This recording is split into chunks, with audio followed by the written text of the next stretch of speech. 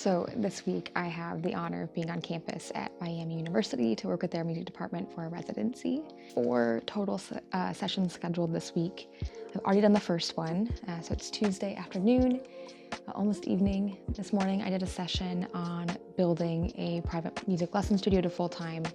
That was with their departmental convocation, about an hour session, and that was with the entire department. So really cool conversation in session with the entire student body in the music department. My name is Kelly. I'm a musician, I'm a teacher, a pedagogue, a marketer. I run the full gamut in the music industry, which is really stinking cool. So we're gonna talk this week a lot about private studio growth, but as we mentioned earlier too, we're gonna zoom out a little bit, especially this evening, and talk about general career preparedness and how we get the jobs that we're looking for when we come out of school. So today we're gonna focus mostly on building a private studio. Show of hands, who has taught a private lesson to someone else ever? Cool, pretty much everyone. After graduation, who knows somewhat what they might want to be doing with their degree? Also show of hands. Okay, fewer of us. How many of us think that maybe somewhere in there teaching private lessons could be part of the equation? Somewhere. Okay, awesome. The goal today is to give you a really brief overview of what it takes to build a full-time studio. And I'm going to preface this by saying full-time, in my definition, means that we are making full-time income, meaning ideally self-employed in the music industry. Show of hands if you would like to work in music full-time after you finish this degree. 23 to 24 hours per week of teaching. That is a full studio, by the way. We're talking about full-time load, usually between 15 to 25 hours per week for most full-time private instructors. It's a manageable schedule. It allowed me to, at the time, prepare for additional auditions and also travel to work with my chamber ensemble. It was really fulfilling to have that big studio. The reason I share this is because A, it is entirely possible to make a very comfortable living working in private instruction full-time. But the other thing that I want to mention is that it is a business. That's something we have to be really candid about. I've mentioned that a few times today because most independent musicians after graduation are business owners, right? If you're not working with a performing ensemble, if you're not working within a school system, usually you're either a 1099 contractor or you are doing your own thing and working independently. So everything else we're about to talk about in the action plan of how I did this and what I would recommend the step-by-step process that you all do is also what we've applied to other studios, and also similar skills and steps have been applied to other performance careers and other goals in the music industry. This is not just going to apply to lessons, okay?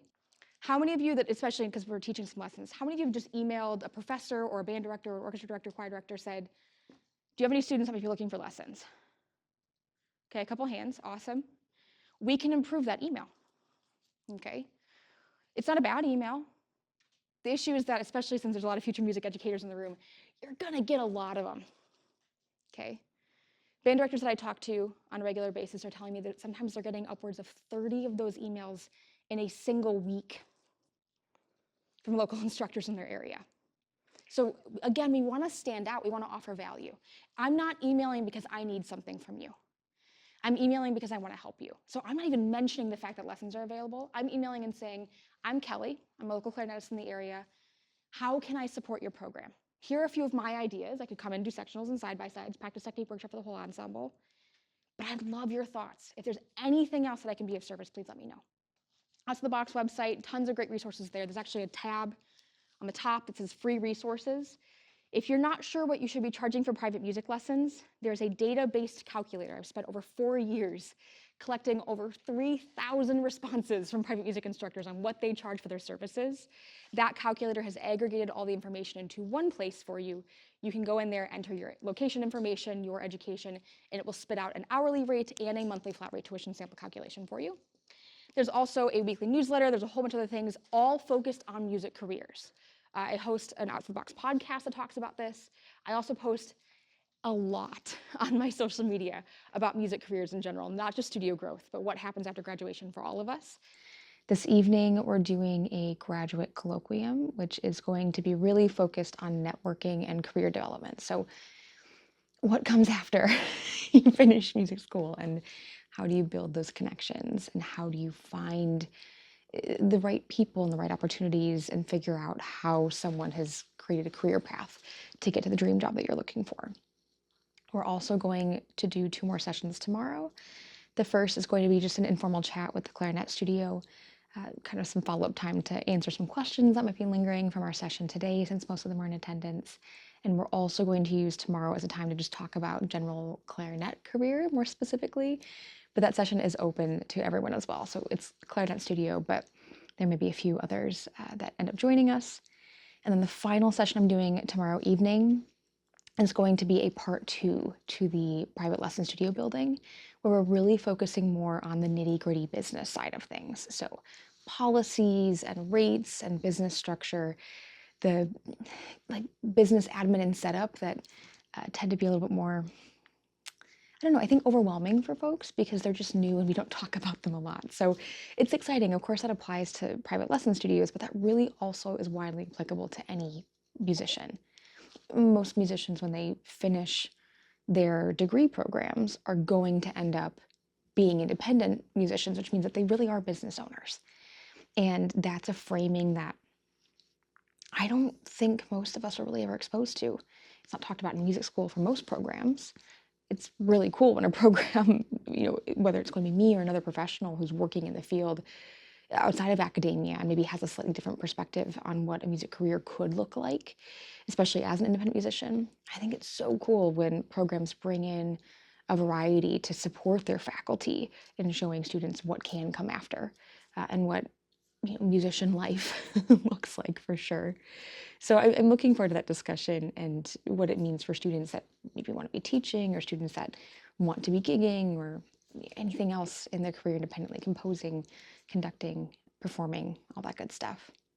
The other cool thing about this collaboration was actually set up by a client of ours, Samantha Goes, that we worked with originally almost 4 years ago, which is mind-blowing that I've even been doing this long enough to have a client that's worked with us 4 years ago. That just, yeah, oh my gosh. But Samantha was transitioning out of a public school teaching job and was growing her private lesson studio.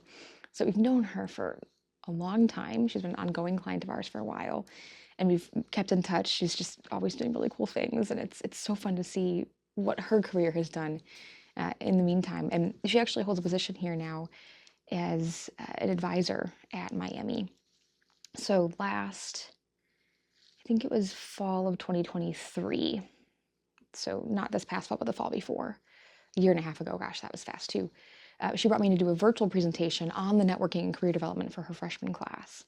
And from there, kind of opened up a conversation about what might it look like if we came and did something on campus, and what would it look like if I actually came for an in-person visit. So super cool that that connection has led to this. The other thing that's just amazing is like we got lunch today. I've seen her on Zoom, for years at this point on a pretty regular basis. So it was just really cool to actually sit down and hang out a little bit and catch up more. And she and her husband are expecting their first child soon too. So just talking about what life looks like and just hanging on a more personal level is just always really exciting for me too. I love working with musicians. I love the energy they bring to things. I mentioned to Sam at lunch today that in retrospect, it makes a lot of sense how I ended up here, even though it feels like a curveball for sure. Out of the box is my dream right now, but it was something that it kind of, it didn't exist, right? Like there wasn't something else that I was comparing to and trying to replicate at all. It was something that I feel like Isaac and I really carved out ourselves. It's kind of an interesting feeling to look back at that and know that when I was in school, there's zero chance I could have ever possibly imagined that this would have been a thing. But here we are. So we're talking about all of those twists and turns, but I told her that it's interesting when I look back at my time in school that I really enjoyed working with musicians specifically, meaning I was really excited about the moments that I got to collaborate. My chamber ensemble is a great example of this. I was always more motivated by my chamber ensemble performances and preparation and rehearsals than I was even my own individual solo work and lesson material, because I loved that collaboration and that joint teamwork, especially with musicians who had similar musical vision and made similar musical decisions. So it's just really cool to be here now. And all I do is work with musicians and support them and collaborate with them. And I spend all of my time talking with them and making content for them. And yeah, it's just wild. Again, it makes a lot of sense when I put it all in context, but sometimes you're so in the weeds that until you take a moment to sit down and discuss, like we got to today, I don't know, you don't think about it. So I'm really happy to be here. It's been awesome. The faculty here is lovely. Everyone has been so welcoming and kind, and it's just been so much fun to be in person on campus with a really engaged group of students, working with them to talk about what happens next, and also supporting the faculty and their very clear goal of making sure that their students are really prepared after graduation for what comes next. What's also neat, and this is something they've been talking a little bit more about today, this program is, in response to a lot of the things that we talk about a lot on social media, the fact that a lot of programs aren't doing a lot of career preparedness and alumni are struggling, and that's increasingly a topic of conversation. I am not the only creator, the only musician, and the only professional talking about those issues. In response to those issues, Miami is creating a career readiness program, and what they're doing is they're bringing in professionals. I believe they said twice a semester is the plan, to do presentations and sessions and to come in and work with their students. They've got another person coming in later this semester to do more musician mindset and career readiness there, and a lot of other really cool projects in the works. It makes me really happy to see that, because I think that's something that universities need to be addressing on larger scale. Obviously, again, I talk about that a lot on social media, but to be on campus and experiencing, obviously on my side, presenting and giving that information, but also hearing what they're doing behind the scenes to try to make that happen for their students is so, it's so like hopeful and exciting and invigorating for me, because yeah, I yap about these things all the time, and I talk on socials about the need for innovation in our music programs. To hear from the folks that are making that happen in their programs is awesome. And look, it's not without challenges. There are a lot of roadblocks. A lot of students are already overprogrammed, right? In addition to NASM standards, other programs and universities and conservatories are going to have additional graduation requirements and degree requirements and things. So sometimes it can feel like students have a lot on their plate, and then adding this career readiness piece means that either we're putting more on their already overloaded workload, or we have to get rid of something. And neither one of those options is going to be exciting for everyone. Like, there's pros and cons on both sides.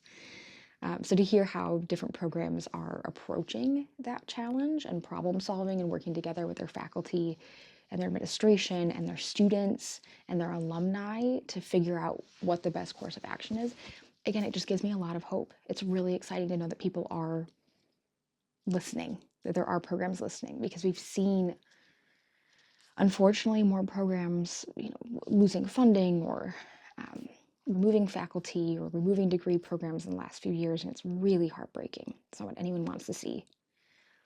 And I think the solution to that is going to be showing that programs are preparing students for 2025 and beyond, so that their alumni are successful. And honestly, successful alumni are alumni that donate. So it's hard, but that brings acclaim to the university as a whole, but it also gives us potential funding sources. So you have to start thinking in that way, like, how can I make sure that my students are getting what they need enough? Oh my gosh. Anyway, successful students and successful alumni create successful programs. There we go. Thrilled to be here. I'm trying to do a lot of content this week too, because it's something that I want to, obviously, I love creating content, but it's something that I want to give back to programs too.